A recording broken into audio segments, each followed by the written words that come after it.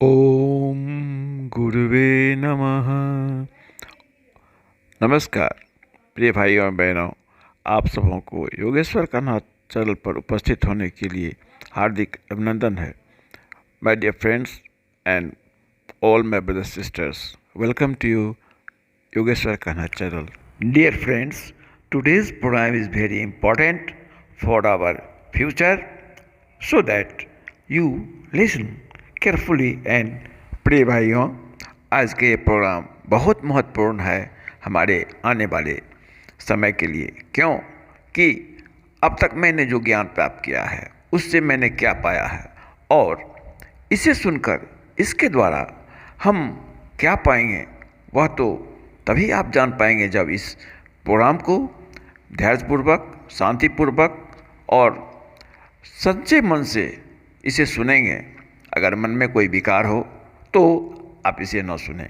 हाँ, भगवान के प्रति जिनके मन में श्रद्धा है वो तो इसे सुनते ही हैं, जिन्हें नहीं भी है उनके जीवन में भी बहुत बड़ा लाभ हो सकता है।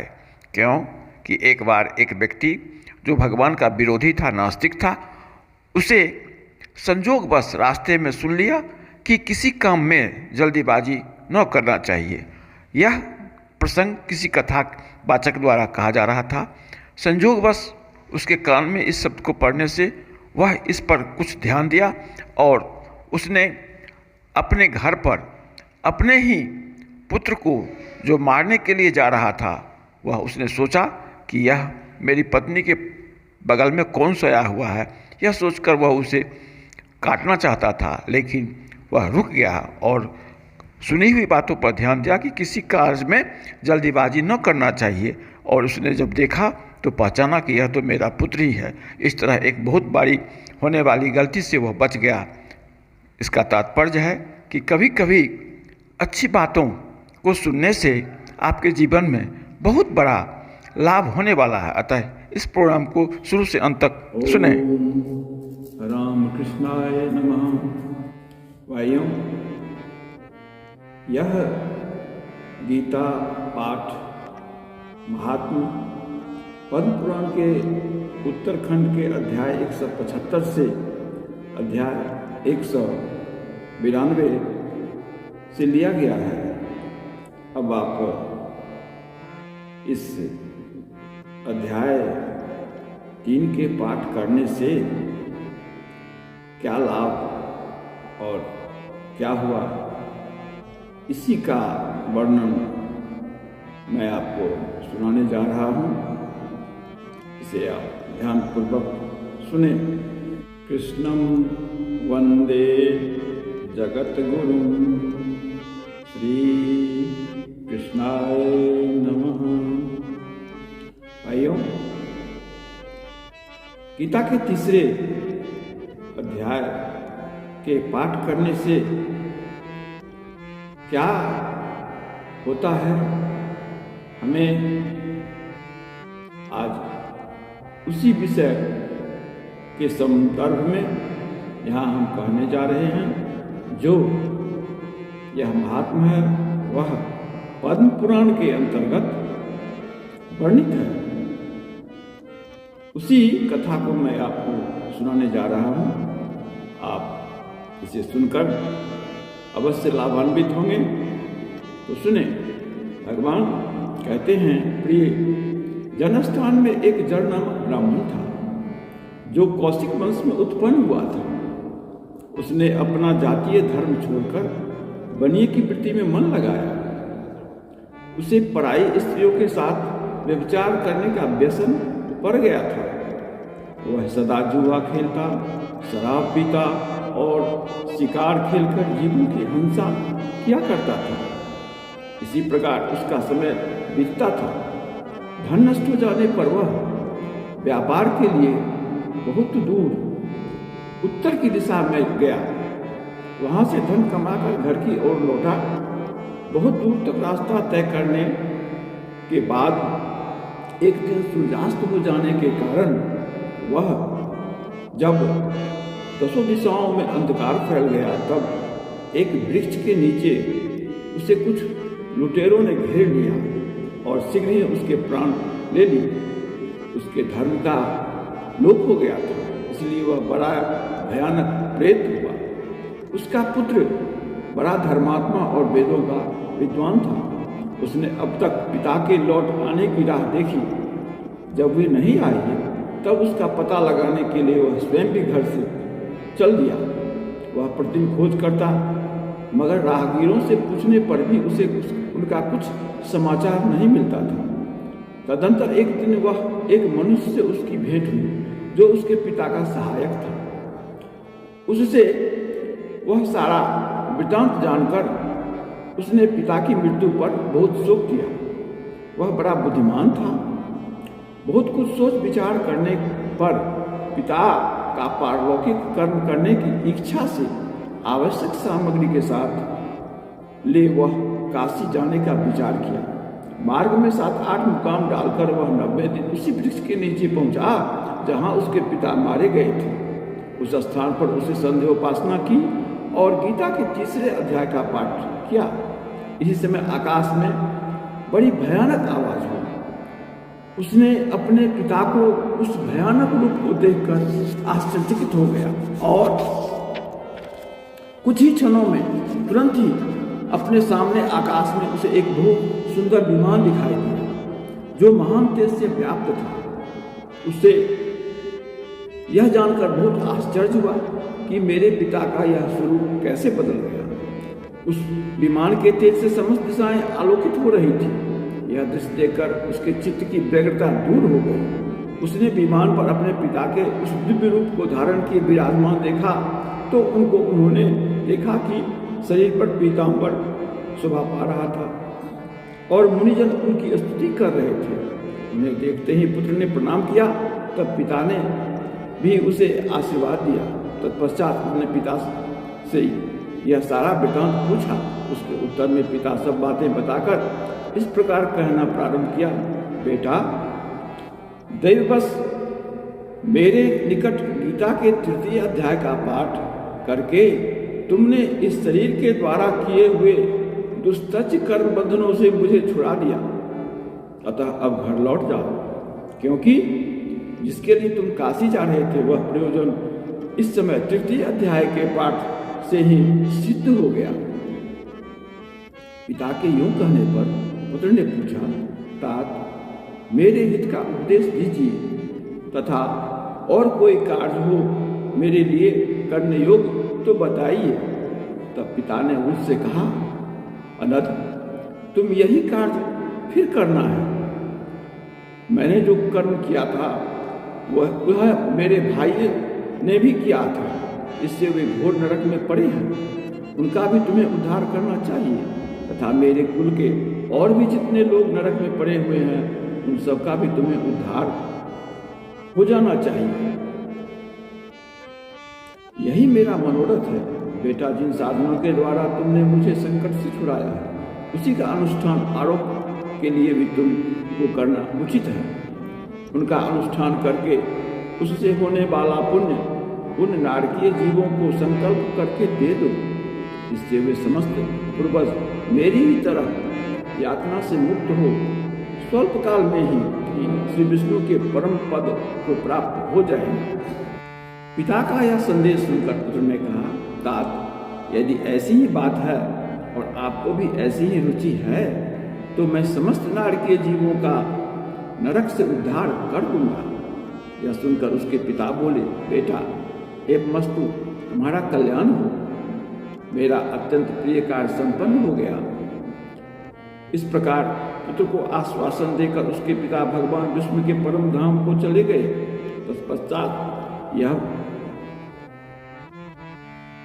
तत्पश्चात वह भी लौटकर जनस्थान में आया और परम सुंदर भगवान श्री कृष्ण के मंदिर में उनके समक्ष बैठकर पिता के आदेशानुसार गीता के 3 अध्याय का पाठ करने लगा। उसने नारकीय जीवों का उद्धार करने की इच्छा से गीता पाठ जनित सारा पुण्य संकल्प करके उन्हें दे दिया। इसी बीच में भगवान विष्णु के दूत यातना भोगने वाले नारकीय जीवों को छुड़ाने के लिए यमराज के पास गए। यमराज ने नाना प्रकार से सत्कारों से उनका पूजन किया और कुशल पूछी। वे बोले, धर्मराज, हम लोगों के लिए सब और आनंद ही आनंद है। इस प्रकार सत्कार करके पृथ्वी लोक के सम्राट परम बुद्धिमान यम ने विष्णुदूतों से यमलोक में आने का कारण पूछा। तदंतर विष्णुदूतों ने इस प्रकार कहा, हे यमराज, शेष शैया पर शयन करने वाले भगवान विष्णु ने हम लोगों को आपके पास कुछ संदेश देने के लिए भेजा है कि आप नरक में पड़े हुए समस्त प्राणियों को छोड़ दें। अमित तेजस्वी भगवान विष्णु का यह आदेश सुनकर यम ने मस्तक झुकाकर उसे स्वीकार किया और मन ही मन कुछ सोचा। तत्पश्चात मदोन्नमत नारकीय जीवों को नरक से मुक्त देखकर उसके साथ ही वे भगवान विष्णु के वास स्थान को चले। यमराज श्रेष्ठ विमानों के द्वारा जहाँ क्षीर सागर है वहाँ जा पहुँचे। उसके भीतर कोट कोट सूर्यों के समान तेजो राशि से घिरे हुए भगवान नील कांतिमान कमल दल के समान श्याम सुंदर लोकनाथ जगत गुरु श्री हरि का उन्होंने दर्शन किया। भगवान का तेज उनकी सस्या बने हुए शेषनाग के हनों की मणियों के प्रकाश से और दुगुना हो रहा था। वे आनंद युक्त दिखाई दे रहे थे। उनका हृदय प्रसन्नता से परिपूर्ण था।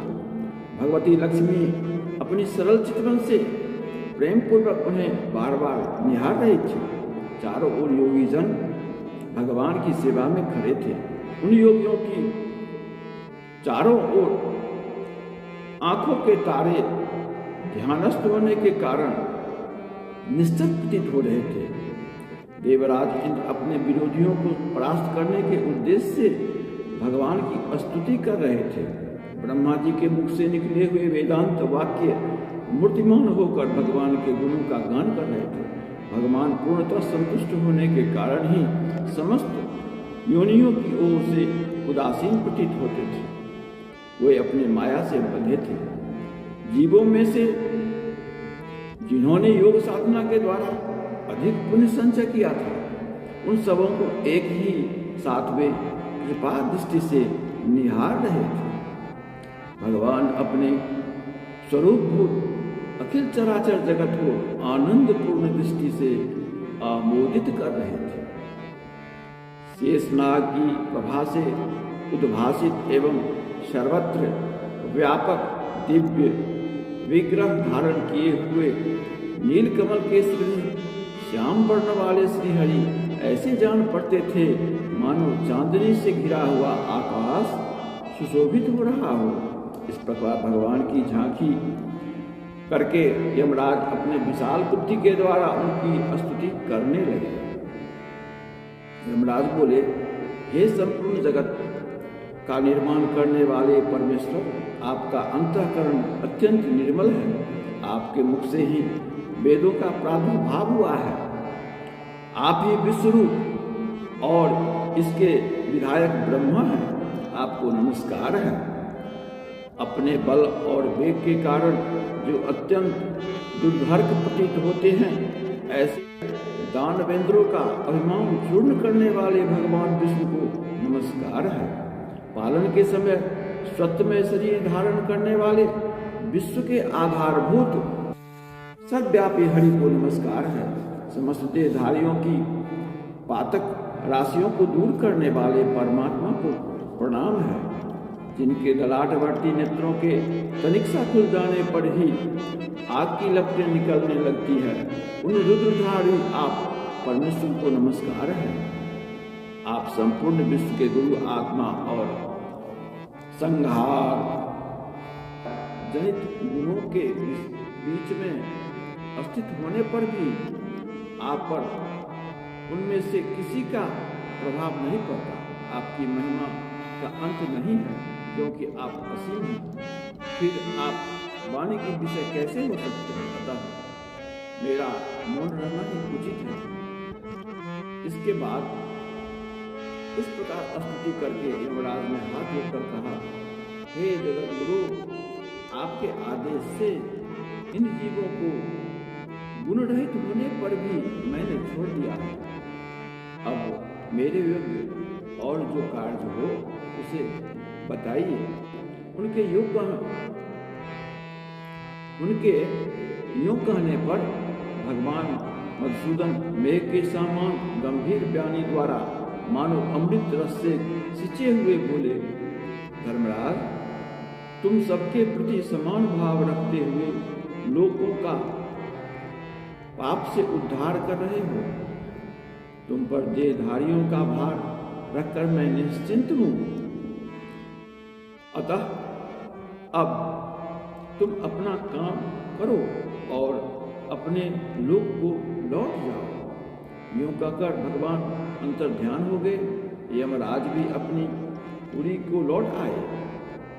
तब वह ब्राह्मण अपनी जाति के और समस्त नारकीय जीवों का नरक से उद्धार करके स्वयं भी श्रेष्ठ विमान द्वारा श्री विष्णुधाम को चला गया।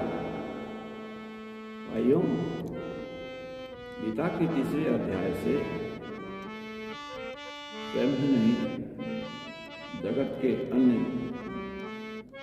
जो प्राणी हैं उनका भी उद्धार उस ब्राह्मण पुत्र ने किया। यह महात्मा जानकर हम लोग भी गीता के तीसरे अध्याय का पाठ करें और अपने जीवन को भगवान की सेवा में लगाकर इस जीवन को सार्थक करें। हरि ओम तत्सत, हरि ओम तत्सत। जय श्री कृष्ण, जय भारत, जय योगेश्वर। ओम शांति शांति शांति। मेरे प्रिय महाभाग भक्तजनों, श्रद्धालुजनों एवं प्रिय भाइयों, भगवान ने गीता में स्वयं कहे हैं अर्जुन से, हे अर्जुन, ये यथा माम प्रपद्यन्ते तानस्तथैव भजाम्यहम्। हे अर्जुन, जो भक्त मुझे जिस प्रकार भजते हैं मैं भी उनको उसी प्रकार भजता हूँ। यह श्री कृष्ण का वादा है। तो आइए भाइयों, कुछ भजन उनका कर लें और इसका पूरा भजन आप इसी चैनल पर सुनेंगे। आगे अभी आप फिलहाल कुछ ही सुन पाएंगे।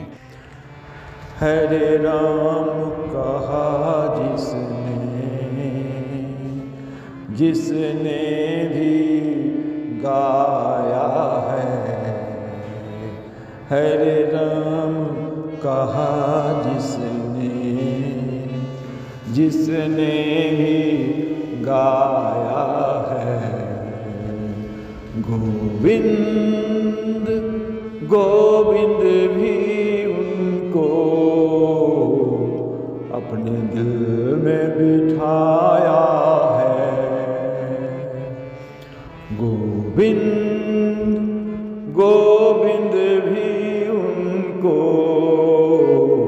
अपने दिल में बिठाया है। प्रिय भाइयों, इस चैनल को सब्सक्राइब, लाइक और शेयर करें। मैं आपको पुनः इसी प्रकार के भजन, कीर्तन, संकीर्तन इत्यादि सुनाते रहेंगे और आपके आशीर्वाद और आपके आश्रय से ही यह चैनल पर मैं उपस्थित हुआ हूँ। धन्यवाद।